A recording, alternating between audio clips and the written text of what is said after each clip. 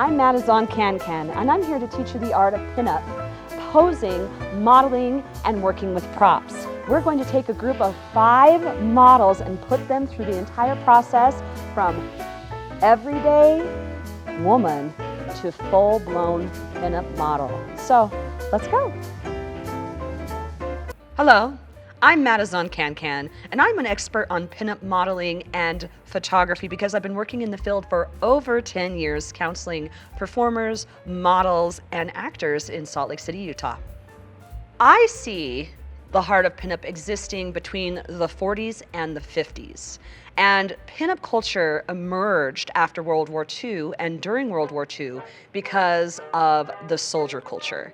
One of the main things that pinup does is it supports and inspires and brings joy to people in dark spots. That's why you would see pinups on the airplanes. That's why you would see pinups on posters, is because it's an inspiring art form.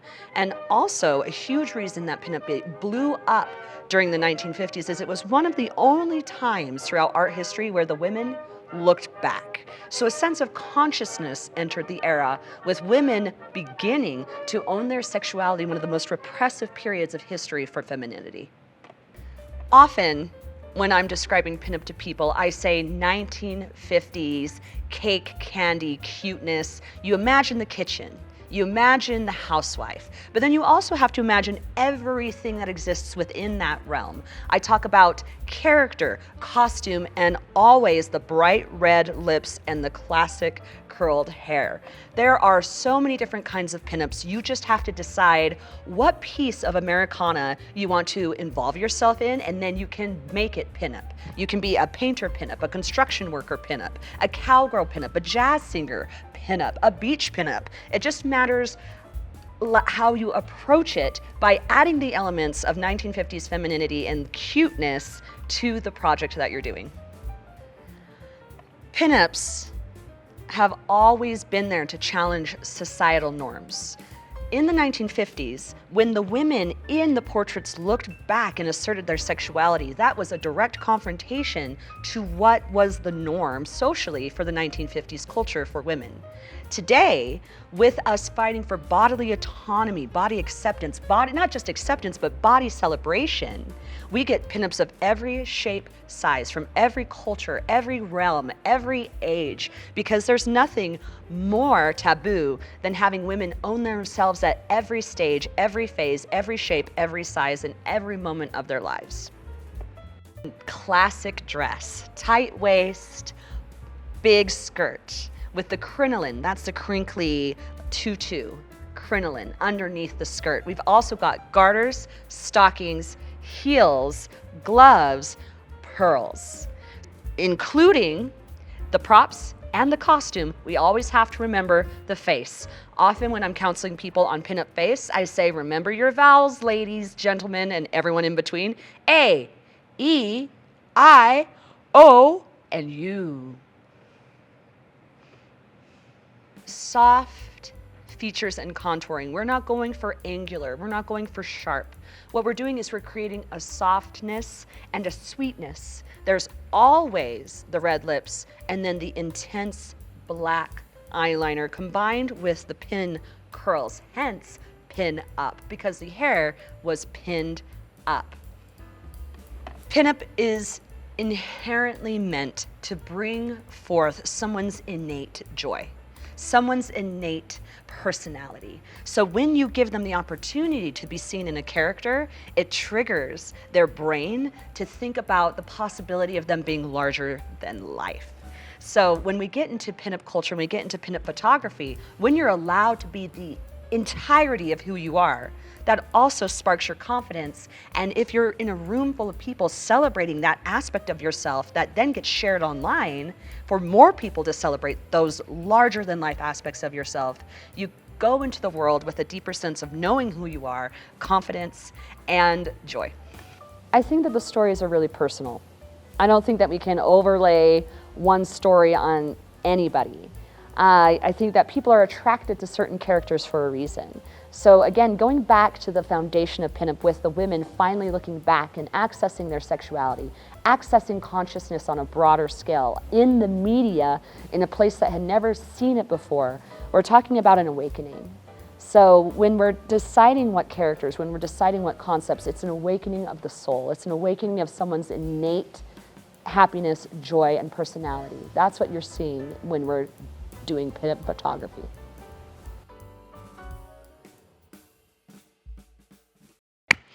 Yay! Hello! Oh!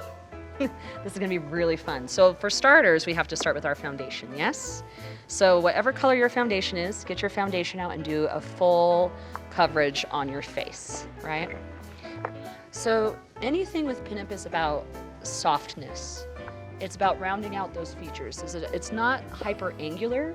So unlike, you know, trying to appear like you have an extreme jawline or trying to appear like you have extremely high cheekbones or really intense eyebrows like in the 90s, it's not like that. This is back, this is farther back, where we're thinking softness, roundness, and accentuating features that are already there but within a very specific time frame, right? Because we're hanging out in the 40s to the 50s. And what I do is I also cover my lips with my foundation so that I can draw my line with my lipstick, and anything that's outside of that drawn line will still appear as it's part of my face. In regards to contour, again, it's about being soft. It's not about being hyper angular, right? But even within that, what I do is I come underneath my cheekbone here from the top of my ear, and I'll just make a really soft, almost curved, like a smile line underneath my jawbone with something darker. So I'll show you. And it's not a lot, it's very little, like that. And what that does is it rounds this out. So it's not angular, it's rounding, okay? Underneath. So it's highlighting the fact that I have these really nice cheeks, but not being super angular, and it doesn't go all the way in. It just kind of hangs out here next to the hairline. And we're also thinking about the fact that this is for photography, right? Similar to show makeup, we want to be a little more intense than we would in our everyday lives, but not too intense that we're going to scare the camera off.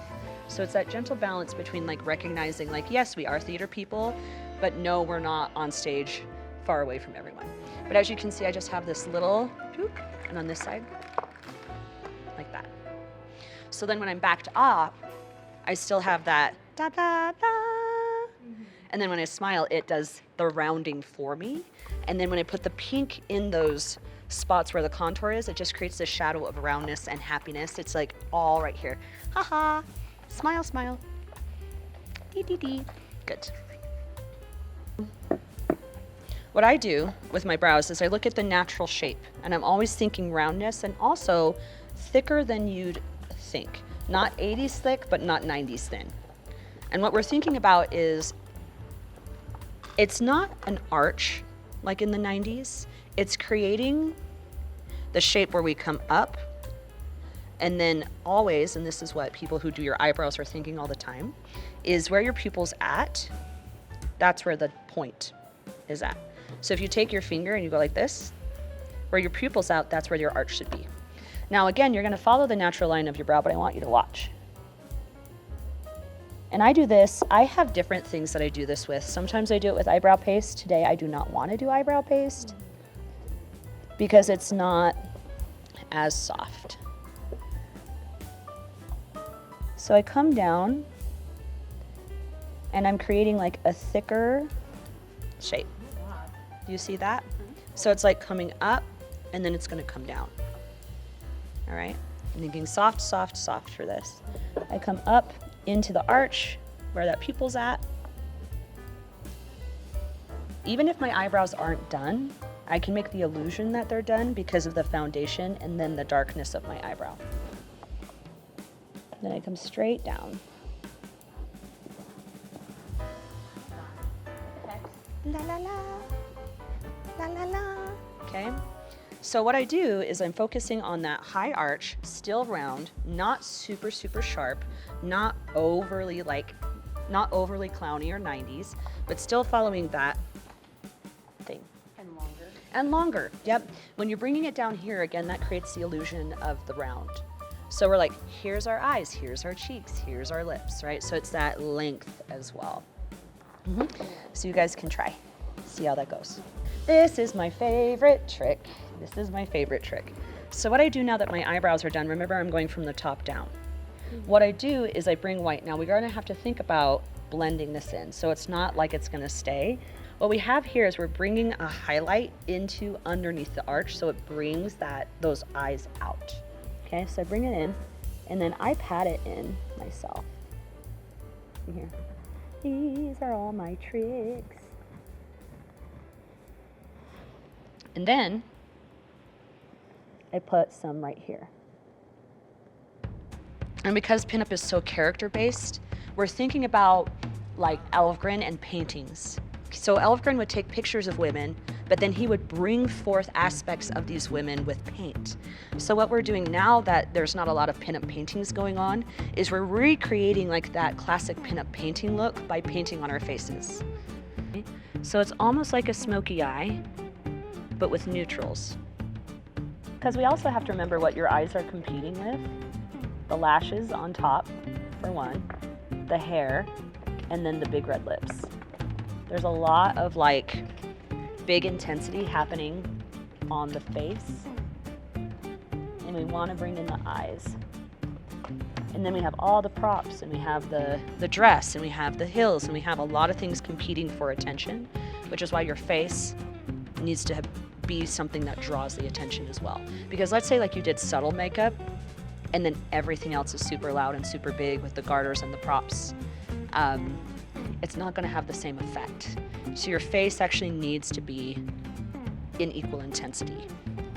So as opposed to setting my lashes in straight, a lot of people try to set their... Is that okay? Yes! Okay, Good. They try to set their lashes in straight. Don't do that. Don't go straight. Turn them on an angle so that they go into your eyelash. So if this is your natural eyelash here, angle them in, as opposed to like flat parallel. No, angle them in so that they have this vibe. And like I said, sisters, not twins. Everyone gets really worried about it not being like perfectly symmetrical. Don't think like that. Think sisters, not twins. What I want you guys to think about is whatever shape of lip you have, I still want you to think about being like, so you're rounding out your lips.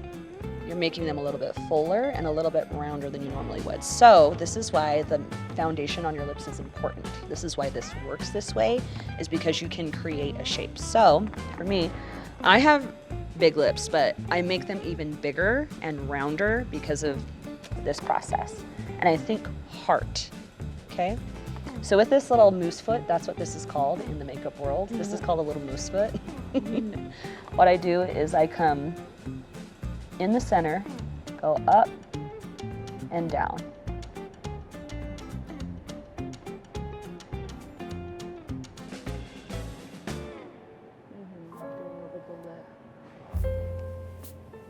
But it's overdrawn, okay? And then the same thing, watch, on the other side. I know, it's hard to watch the whole time, but it's up and down, and I'm thinking round, round, round. This isn't like coming out to the sides. Okay, and then what I do is I take my finger, and that's how you don't get it on your teeth. See, all of that could have gotten on my teeth. That's the trick, see? It feels wonderful to be able to access a character and an honesty that you don't get to portray in everyday life, to be silly, to be cute, to exist in a state of happiness just for yourself, and to be able to create it from the ground up is one of the best feelings ever. That's why I'm still here after 10 years. It's the angles that we create in the body, and it's the space to show the shape of every piece of you. So from the hands to the elbows, to the hips, to the feet, to the face. It's the S curves of a chin going this way with the shoulders going this way and the hips moving the opposite direction. So what makes pinup distinct is all of the negative space and the hyper characterization of the forms that we're creating, specifically the feminine form. What you're trying to do is create an S curve. And you already kind of have that going because of the leg. Just really pop that leg even more and sit in that knee. And then turn your face towards your key light, but then keep your eyes on the camera.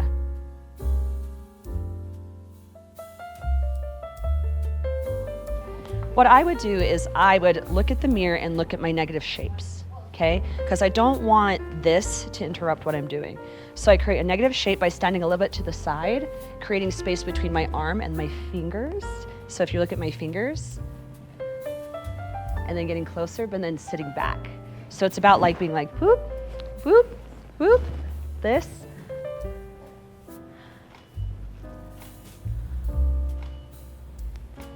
The microphone is my bass line that I play around. It's kind of like a dancing partner. Just watch me for a moment, just observe, okay? So you have to act, even if you don't know, you have to act like you know, okay? 1, 2, 3, 4, 5, 6, 7, 8, pose. Right? Ferocity. And direct, back, back. That's it, right there with the light, yep. Yes, yes, yes, and growl. Yes!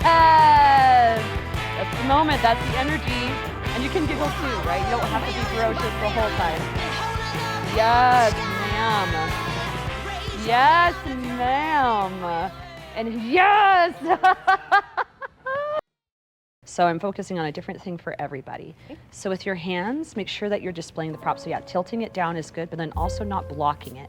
Because if this is your focal point, you want it to be the focal point. Okay. And then you have to think about, like, what am I doing? And I'm also talking to the camera here. Okay. Be like, am I a baker? Oh my gosh, I'm a baker. And your vowels, A, E, I, O, yep, all of those things. Yep, you're very high femme character right now. So similar to L, anytime you have a prop, you have to emphasize why it's there in the shot. Yes. Otherwise, why do we have it? Similar with actors, right? Your prop's on stage, you have to be mindful of what it's doing, where it's at. It's like dancing with the prop, right? So when it's here, when I'm looking in the mirror here, what I'm seeing is I'm like, okay, this isn't giving a whole lot of interest. So with pinup, I hold a distance. Right? I hold a distance, so I create a space. I tilt the prop so they can see it, and it is uncomfortable. It's like yoga.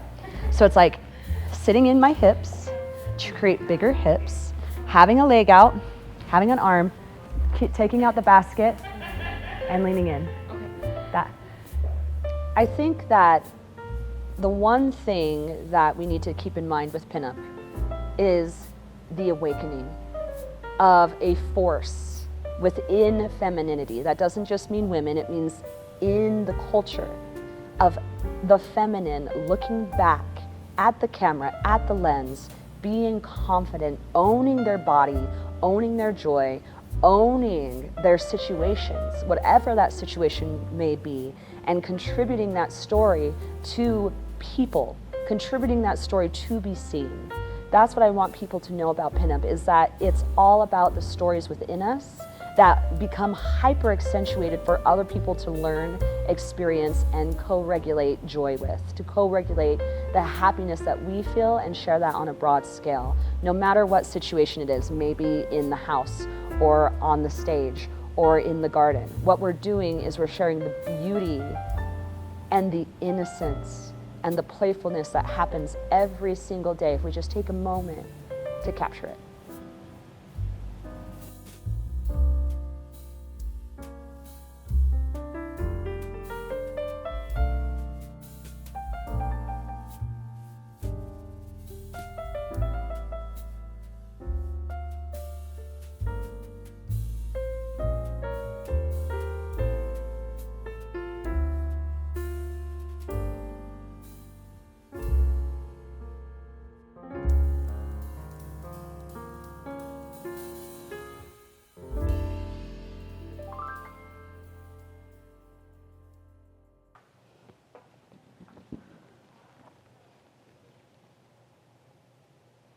All done?